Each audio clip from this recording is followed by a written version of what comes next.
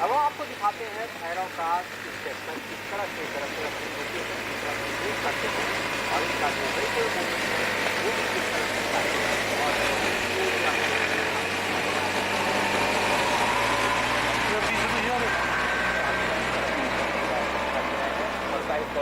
इसके साथ पूरी तरह से आप उसकी अपने टारगेट को फिक्स करते हुए दिखाई दे रहे हैं ताकि ये अपने समाज की सुरक्षा तो कर सके, जरूरत पड़े दुश्मन की सीमा में घुसकर ऑपरेशन कर सकते हैं। ठीक वैसे ही जैसे कि सर्जिकल स्ट्राइक की para Acer commando movement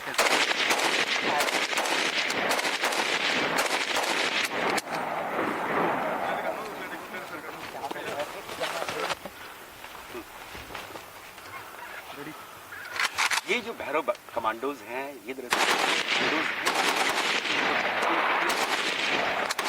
drill दी गई है, ट्रेनिंग दी गई है ताकि अगर दुश्मन की सीमा में जाए तो उनकी गोली का वार जो है वो कभी खाली न जाए और दुश्मन का संहार कर ये वापस अपनी सीमा में लौट सके।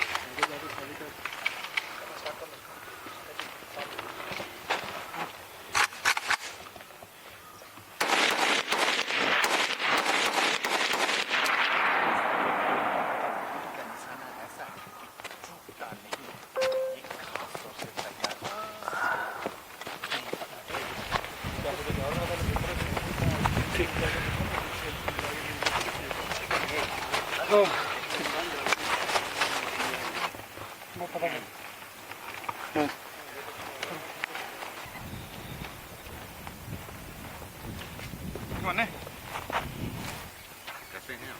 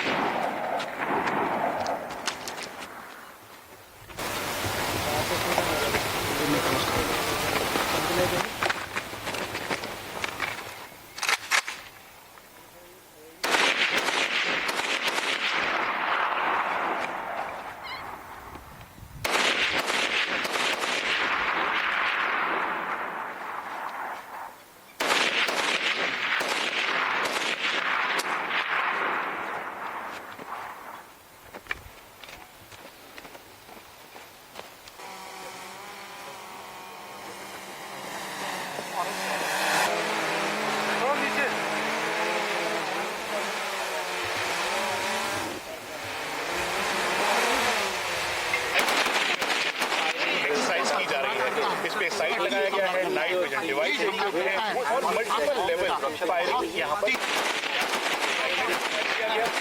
फायर किया गया, अलग अलग एक्शन पे किया, इसे मॉनिटर करने के लिए जो बात करें ड्रोन है पूरी निगरानी की जा रही है ताकि जब ये फायर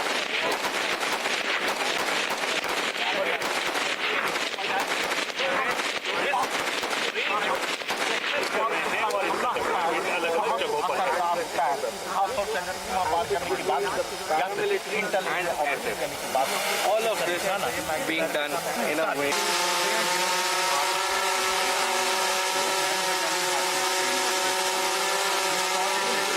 घातक से भी घातक ये है भैरव बटालियन की साहस।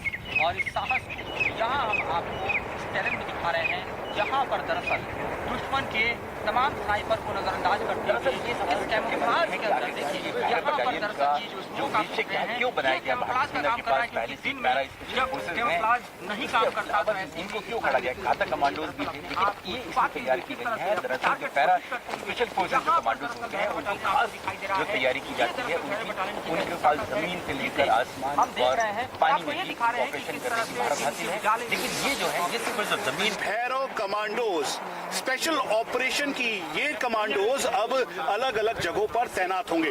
भारतीय सेना के ये जवान क्या है भैरव बटालियन तैयारी है हम यहाँ पर दिखा रहे हैं, इस टाइप में दिखा रहे हैं, यहाँ रेगिस्तानी इलाके में जहाँ पर पाकिस्तान की सीमा में वहाँ पर दरअसल भैरव बटालियन की खुद को तैयार कर जो भैरव बटालियन के कमांडोज हैं, स्पेशल ऑपरेशन करने में इनको महारत हासिल है और देश के अलग अलग मोर्चों पर इनकी तैनाती है।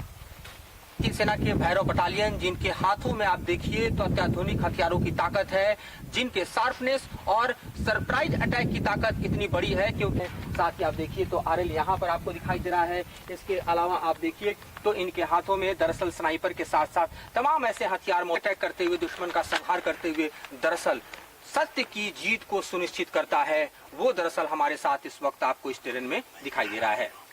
अदृश्य रहेगी, ये फोर्स रहेगी जैसे कि भगवान शिव का जो Rudra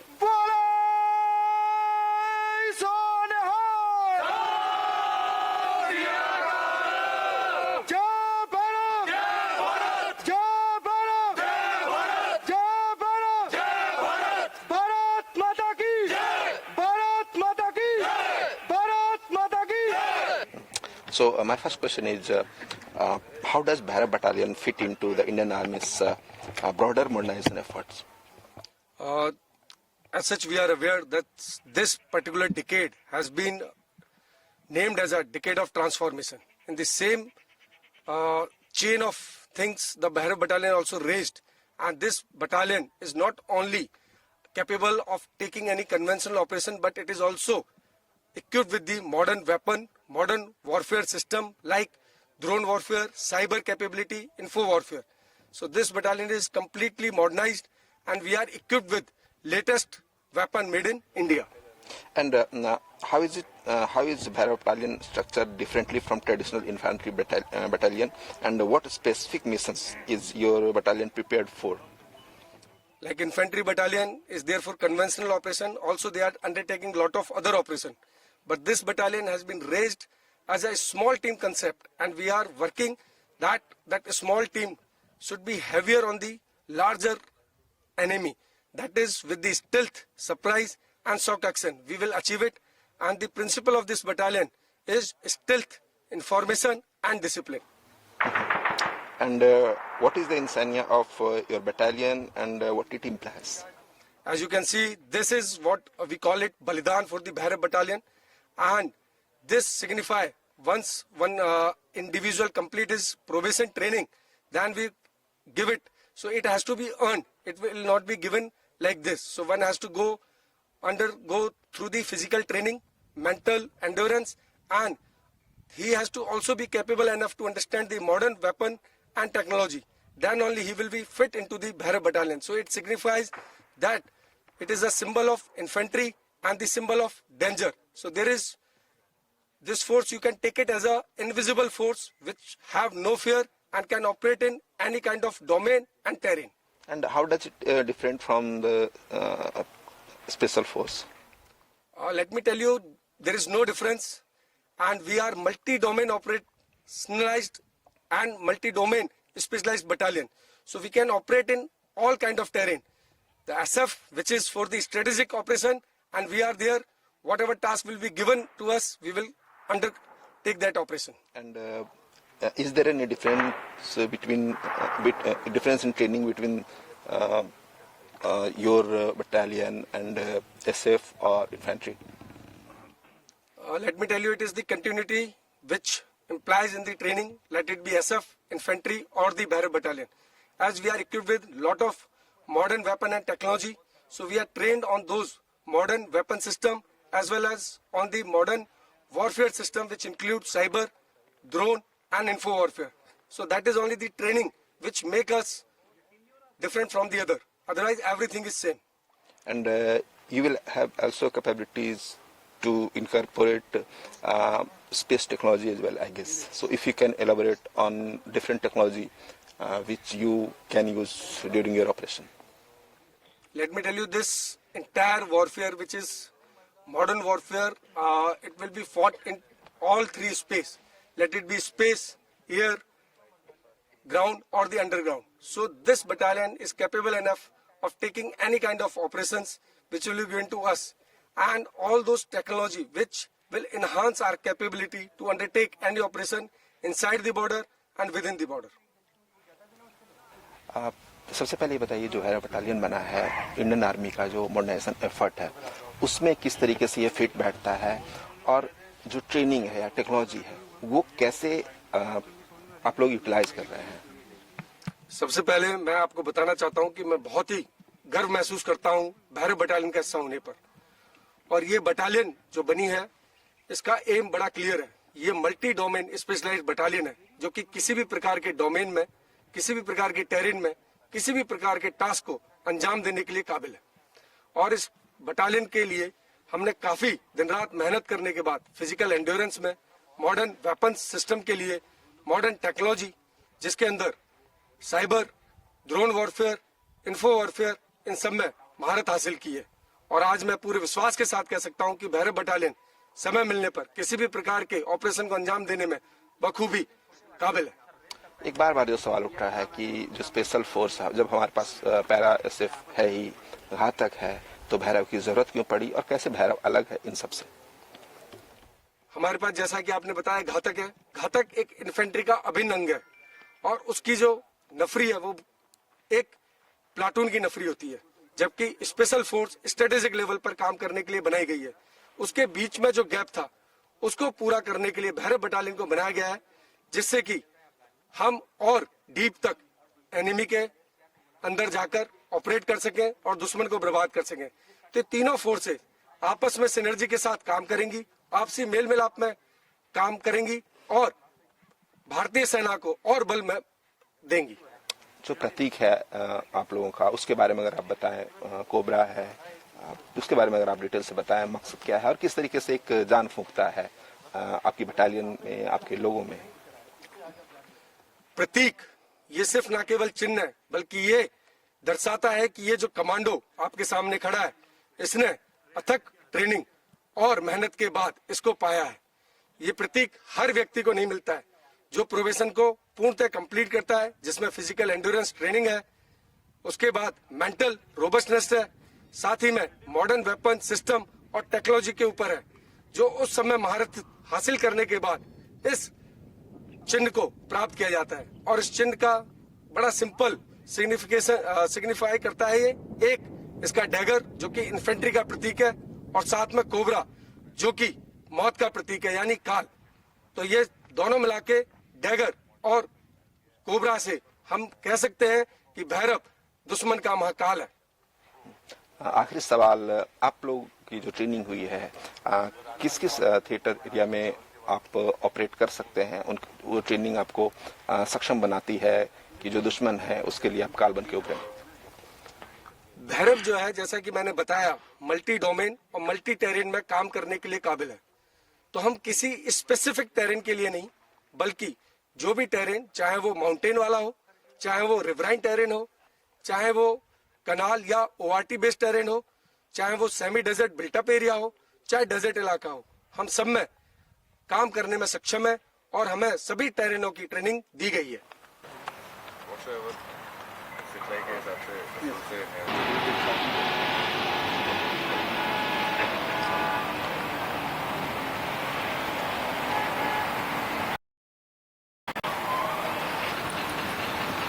So we can change the formation as well, sir.